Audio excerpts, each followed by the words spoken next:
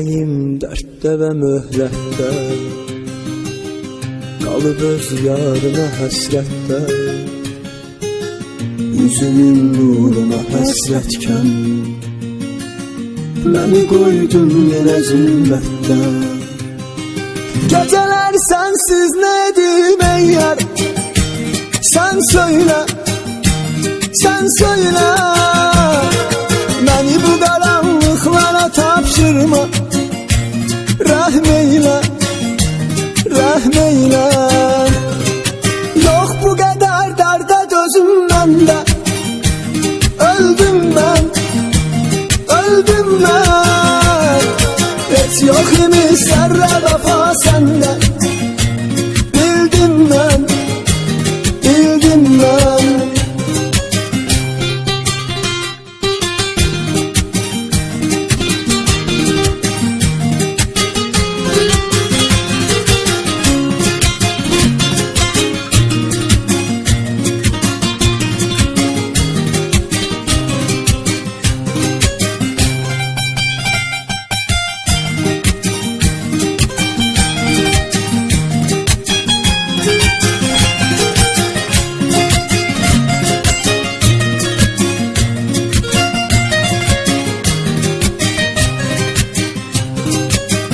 Yenə ruhum gecələr yatmaz, o səni tərk eləməz atmaz. Keçirəm hər dəfə yandan, çox uzaqsan sənə əl çatmaz.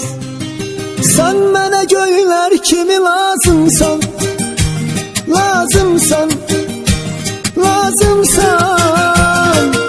Axı mənim əl çatmayan arzumsan, arzumsan, arzumsan.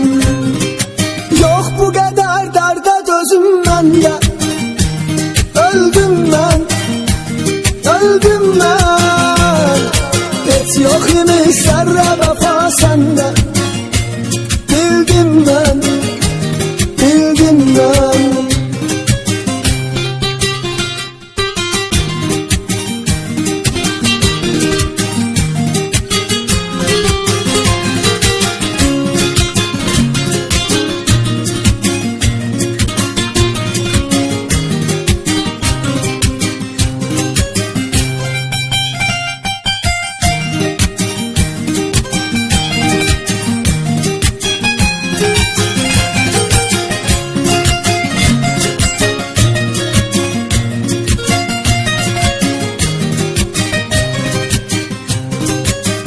Yola dikdim yenə gözlərimi,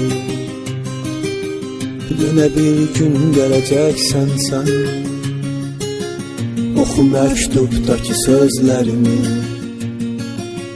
nə bir dərdim biləcəksən sən. Qəlbimi məktublara